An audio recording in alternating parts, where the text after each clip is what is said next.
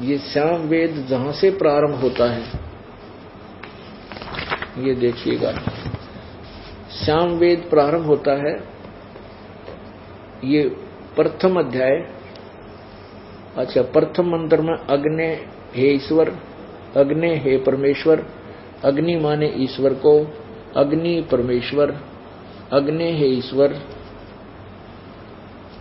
अग्नि हे ईश्वर, अग्नि हे ईश्वर, अग्नि माने हे परमेश्वर। ढेर सारे में अग्नि माने हे परमेश्वर, अग्नि माने हे ईश्वर, अग्नि माने हे परमेश्वर, अग्नि माने हे परमेश्वर, अग्नि माने हे परमेश्वर। जहां देखो, आगे जहां भी देखो इतने लिखे हैं इसमें। आगे फिर अग्नि माने हे परमेश्वर, अग्नि माने परमेश्वर को, अग्नि माने परमेश्वर, जहां भी देखा। अब पुण्य आत्माओं, अब स्वामी जी यजुर्वेद अध्याय नंबर 5 के श्लोक नंबर 1 का मंत्र नंबर 1 का अनुवाद करते हैं। अपनी उस अज्ञान सोच को ऊपर रखते हुए कि परमात्मा निराकार है, जो सत्य और प्रकाश में इन्होंने अड़ंगा भर रखा है, उसको ऊपर रखने के लिए वेदों के मंत्रों का अनुवाद भी कति उलझ पुलझ कर दिया, उलट सुलट कर डाला कि किसी का समझ न आवे। ये देखिए यजुर्वेद स्वामी दयानंद जी द्वारा, सरस्वती द्वारा अनुवादित। कहां से छपा है ये? प्रकाशक है सर्वदेशी कार्य प्रतिनिधि सभा, 2/5, महर्षिदान भवन, रामलीला मैदान, नई दिल्ली। यजुर्वेद आर्य भाषा, पूरा महर्षिदान संस्कृत, महर्षिदान सरस्वती कृत, इन्होंने इसका अनुवाद किया है। कहां से छपे हैं ये? मुद्रक Prince offset printers, 1510, Pataudi house, Daryaganj. अब देखो 5वें अध्याय का और प्रथम मंत्र में स्वामी जी ने के जुल्म कर रखा है, अक्षरा गजब भैया। ये देखिएगा 5वां अध्याय, ये यहां से शुरू होता है कि ये प्रथम मंत्र, अग्ने तनुरसी विष्णुवे तवा सौम्यस्य तनुरसी। पुण्यात्मा देखो, तनु माने ये खुद कहते हैं शरीर के समान, यानी शरीर, असी माने है, और ये अग्नि शब्द है।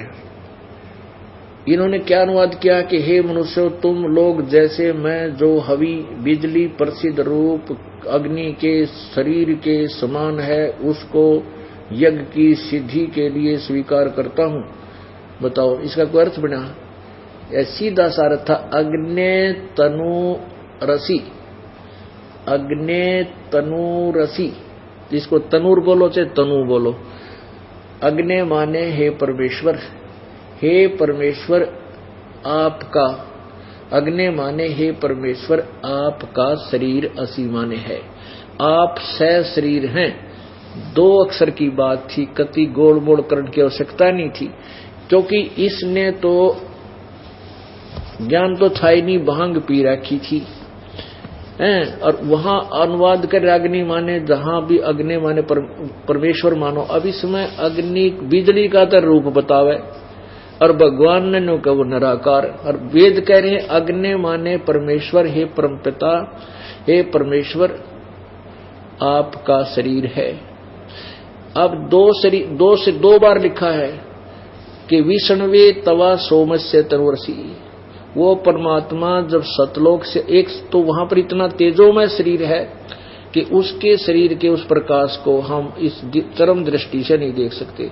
वो परमात्मा अपने रूप को सरल करके, अपने स्वरूप को हल्का बना करके तेज पुंज का वो, और एक अन्य रूप धारण करके इस तीनों लोकों में आता है, प्रवेश करता है।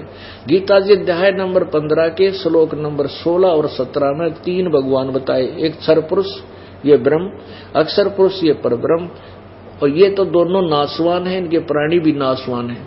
और 15वें अध्याय के 17वें श्लोक में कहा कि उत्तम पुरुषत्व अन्य परमात्मा इति उदाहरते लोकतरम अविश्य विभर्ति अवैश्वर, जो तीनों लोकों में प्रवेश करके सबका धारण पोषण करता है, वो अविनाशी परमात्मा है।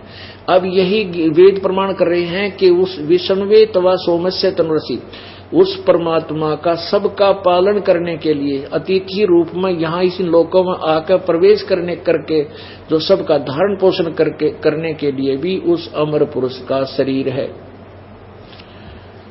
ये देखिएगा फिर 5वां अध्याय। अग्ने तनुरसी विष्णुवे त्वा सोमस्य तनुरसी विष्णुवे तवा अतिथि अतिथमसी विष्णुवे त्वा सेनाए। इसका अर्थ ये बना कि वो परमात्मा जब अतिथि रूप में यहाँ प्रवेश करता है तीनों लोकों में, तब उस परमात्मा अमर पुरुष, सोमस्य माने अमर पुरुष, सोम का अर्थ होता है सोमस्य माने उस अमर पुरुष अमर परमात्मा का शरीर है। तो इसमें 2 बार सिद्ध कर रखा है विष्णुवे तवा सोमस्य तनुरसी, सर्व के पालन करने के लिए उस परमेश्वर का एक और शरीर है, वो परमात्मा सह शरीर है। अब इसके अंदर आपको और दिखाते हैं कि वो परमात्मा सतलोक से चलकर यहां आकर के अपनी उन प्यारी आत्माओं को मिलता है, अपनी प्यारी आत्माओं को मिलता है। वो परमात्मा सतलोक से चलकर आता है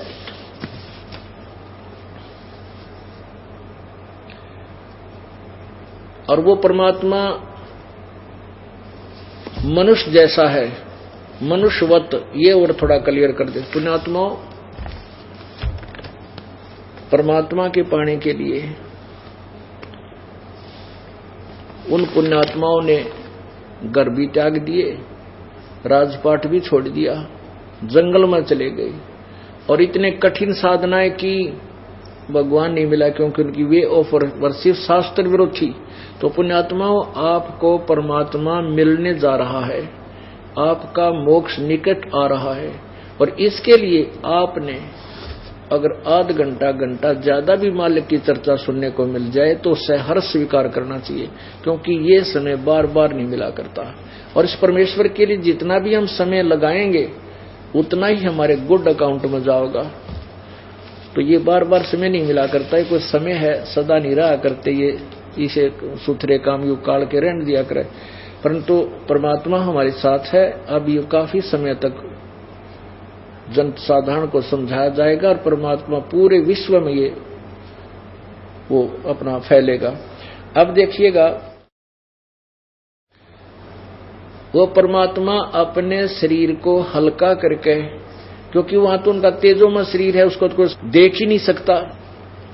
परमात्मा के वहां ओरिजिनल शरीर पर इतना तेज नूर है कि एक रोमकूप में करोड़ सूर्य करोड़ चंद्रमा मिला दो, उसकी रोशनी भी कम पड़ जावे तो उसको चरम दृष्टि नहीं दे सकती। उस शरीर को हल्का करके सरल करके वो परमात्मा यहां आता है।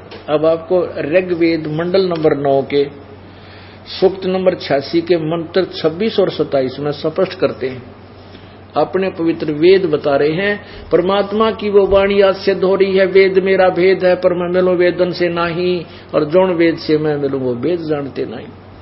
अब देखिएगा ऋग्वेद, और ये इन्होंने लिख रखा महर्षि दानव सरस्वती कृत। हम इस चक्कर में नहीं पड़ते, पर ये देखा ये कहां से छपा है, ये देखिएगा। प्रकाशक है सार्वदेशिक आर्य प्रतिनिधि सभा, महर्षि दानंद भवन, रामलीला मैदान, नई दिल्ली, ऐसे। अब इसमें 9वें अध्याय का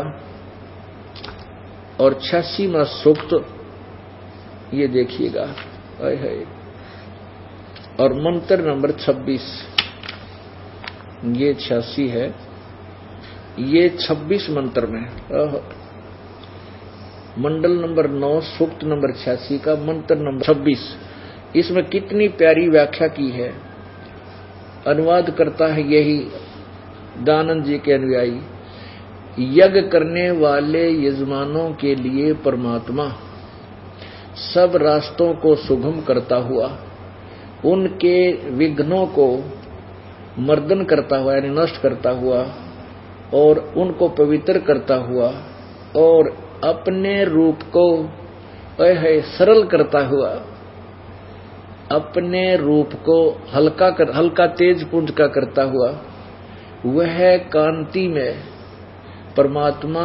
यहां कबीर शब्द लिखा, कबीर अब देखो ये ऊपर मूल संस्कृत में कबीर अतो, ये कबीर शब्द हम कबीर बोल देते, इन्होंने इसको